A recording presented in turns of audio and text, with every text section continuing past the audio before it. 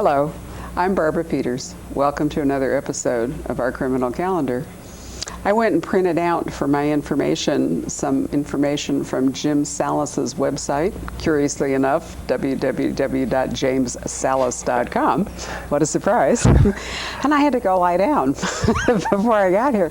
Mr. Sallis, you are indeed, I guess polymath isn't the right word. What do I call you? A genius? No, I think you call me someone who hasn't decided what he wants to be when he grows up, basically.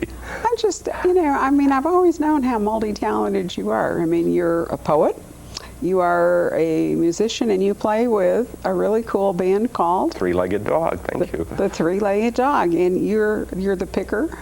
I'm one of them. We're all multi-instrumentalists, and we all switch instruments. In fact, when we go on stage, everybody says it looks like a music store up there. We have so many instruments. Great group. Do a lot of old-time music, some bluegrass, old country, a lot of blues. But yours is primarily guitar? No, I play some guitar, but I play a lot of banjo, mandolin, dobro, too.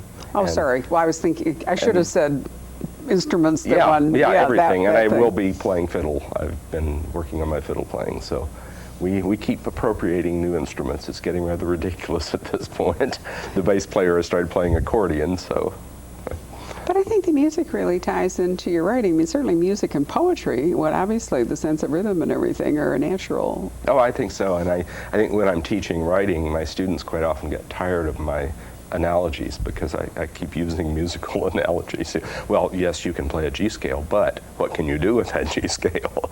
Which is exactly what you're doing when you're writing. You're sort of taking a framework and playing off that framework. Are you a writer who speaks his work aloud?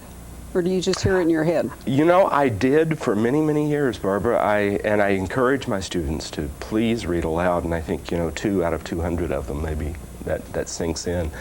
For years, I actually read word by word, line by line, sentence by sentence, paragraph by paragraph. But at some point, many years into writing, got to the point where I really didn't have to do that because I actually heard it inside my head, the rhythms and the sound of it. So I don't do that very often anymore. Sometimes when I'm stuck, I do. Do you hear, the natural sentence breaks? I find when I'm editing, for example, that I hear where the sentence breaks, and then the author and I don't always agree on where the punctuation goes, but I get to win because I'm the editor. That's right. That's the joy, one of the few joys of being an editor, actually. Yeah, I do. It's all by intuition, again, much like playing music. And my students are rather shocked when I talk about just winging it and just being free and improvising, but I always feel that when I begin writing something, there's this vague shape sort of over in the corner of the room, and as I write, that shape becomes a little more distinct, and I really don't know what that shape is, but I kind of feel my way into that shape, and it starts breathing somewhere about halfway through, and it becomes solid, and I can actually see it. And it's that way through the entire thing. I have a feel for where the sentence should end, or I have a feel for the rhythm I want, or if I need a comma, if I need a short sentence or a long sentence. And it's very difficult to talk about because it is so intuitive, and it's the product of a lot of writing, and some of it not very good. I had an email from my friend Val McDermott the other day, who's apparently been going through a true writing crisis, and she said that she's come out on the other side doing something another writer, whose name escapes me, calls night driving writing.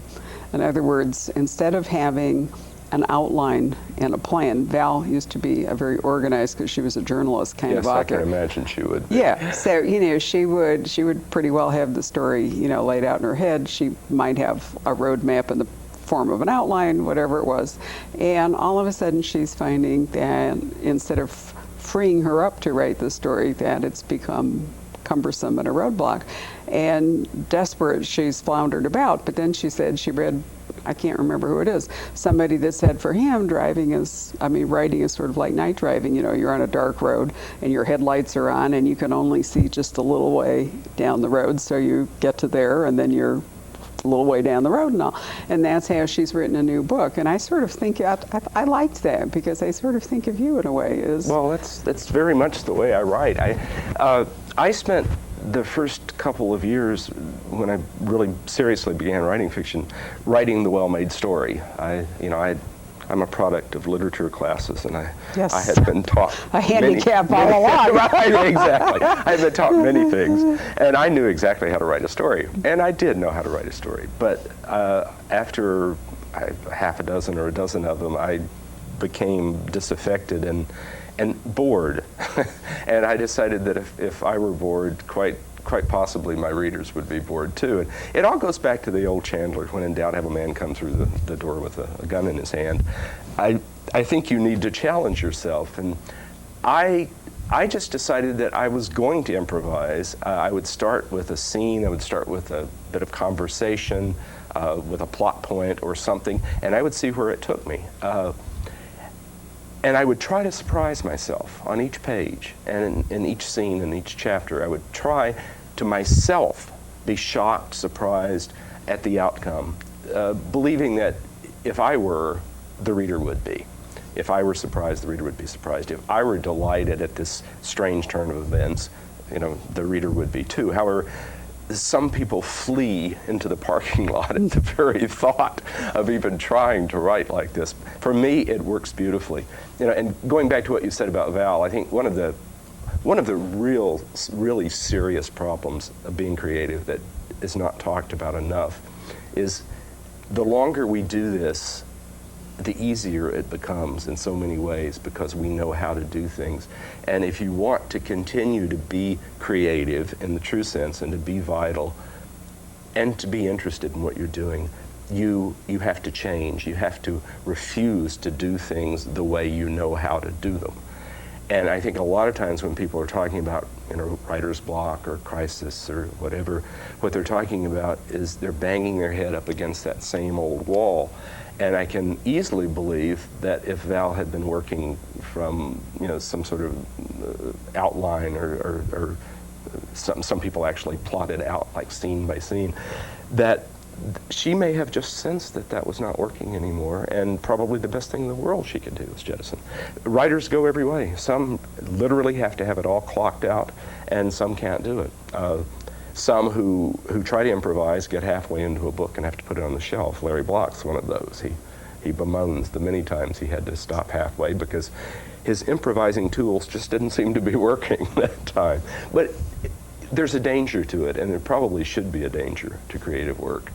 And throwing yourself off the cliff, trusting there's going to be something before you hit bottom, is basically what you're asking the reader to do every time. You've leaned close with the first words of a book or a story, and you said, I have something very important to tell you. And it's incumbent upon you to at least give the illusion that indeed it is important and the reader should listen. Well, I think there's a level of confidence. I mean, I can easily understand how writing a first book, that when you don't know what you're doing, you don't have the tools, you've got no experience, that it would be for many people helpful to have a structure. Laurie King has said to me that she chose to write a mystery because the structure was so clear, and she then had a skeleton to hang her story. She was afraid to just try to write a piece of fiction, because what would it be? And I think you're right. I think that Val basically had grown in her confidence and experience level to a point where she was now beginning to find something restrictive that formerly had been supportive. Yeah. I would think it would be, night driving implies that the driver has been driving and kind of knows what that the headlights are working. Yeah, all those, that's true too, right. If that's because God knows Larry has got, he's one of the most prolific writers either one of us knows. So if it's not working well for him, it's not because he isn't experienced. I think the important thing, and one of the most difficult things, well, the most difficult thing is just actually deciding you're going to do the work and committing to it. But the other thing is just finding out what works for you. Sure. What time of day you write, how you write. Some people spend years and years, and a lot of when I'm teaching writing is trying to suggest different ways of working to my students. And if you're terrified at throwing yourself off that cliff, then maybe that's not the best way to start, but try it.